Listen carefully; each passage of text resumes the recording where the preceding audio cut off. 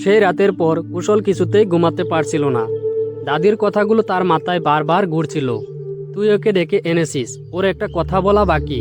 কাল রাত 12টায় তোকে যেতে হবে বাজারের পাশে। পরের দিন সকাল কুশল চুপচাপ, স্কুলেও যায়নি। তার বন্ধু রুবেলের সঙ্গে সব ঘটনা বলল।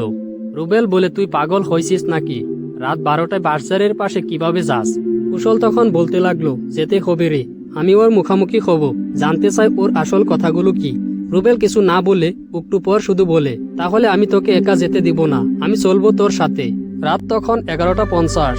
চাঁদের আলো একটু নেই, চারপাশে নীরব, শুধু মাঝে মাঝে কুকুরের ডাকে গার নুম শিউরে উঠে। কুশল আর রুবেল হাতে টর্চ আর মোবাইল নিয়ে বাড়ির পিছন দিক দিয়ে বাসদারটার দিকে রওনা দেয়। বাসগুলো মাথার উপর চেন ছায়া ফেলে, মাটিতে কুয়াশা জমেছে, চারপাশে কেমন থমথমে ভাব। হঠাৎ পিছন থেকে ঠান্ডা বাতাস বয়ে যায়। কুশল বলে, এই জায়গাটা খুব অদ্ভুত লাগছে রে। রুবেল ফিসফিসিয়ে বলে, ওখানে দেখ একটা ছায়া।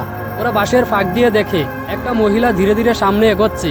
সাদা জামা, লম্বা চুল, মুখ দেখা যাচ্ছে না। রুবেল বলে উঠলো, আপনি কি রুমা? মেয়েটা দাঁড়িয়ে যায়, মাথা নিচু, একটা ফিসফিসে গলা শোনা যায়, আমার সত্যি কেউ জানে না। কুশল কাপা গলায় বলে, বলুন আপনি, আমি শুনছি। মেয়েটি ধীরে ধীরে বলে, আমাকে হত্যা করা হয়েছিল, আমি হারাইনি। আমার নিজের দিদি আমায় সরিয়ে দিয়েছিল। আমার প্রেম, আমার গর্বের সন্তান সব মিথ্যা বাবা হয়েছিল। রুবেল তখন বলে, মানে তোমার দিদি, মানে কুশলের দাদি? এক মুহূর্তে বাতাস থেমে যায়। মেয়েটা শুধু বলে, সত্যিটা কাউকে বলা হয়নি। তোমার দাদির ভয় ছিল সমাজ কি বলবে, তাই আমায় চুপ করিয়ে দিয়েছিল, কিন্তু আমি ফিরে এসেছি তোমাকে দিয়ে আমার কথা শেষ করাতে। কুশল চোখ বড় করে তাকিয়ে থাকে। রুবেল ফিসফিসে বলে, তুই কি বিশ্বাস করিস এই সব? কুশল বলে, আমি জানি না রে, কিন্তু আমার ভিতরে কিছু বলছে এ সত্যি। তখন সেই ছায়াটা বলে, তোমার কাজ শেষ হয়নি কুশল, সত্যিটা বলো সবাইকে।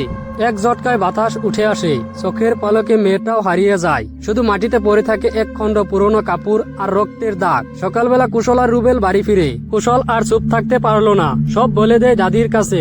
দাদি কিছুক্ষণ চুপ থাকেন, তারপর কাঁদতে কাঁদতে বলেন, আমি ভয় পেয়েছিলাম কুশল, আমি ভাবিনি ও ফিরে আসবে। কুশল কি সত্যিটা সবাইকে জানাবে, নাকি এই রহস্য চিরকালের জন্য চাপ পড়ে যাবে? সত্যিটা জানতে হলে আগামী পর্বের জন্য অপেক্ষা করুন।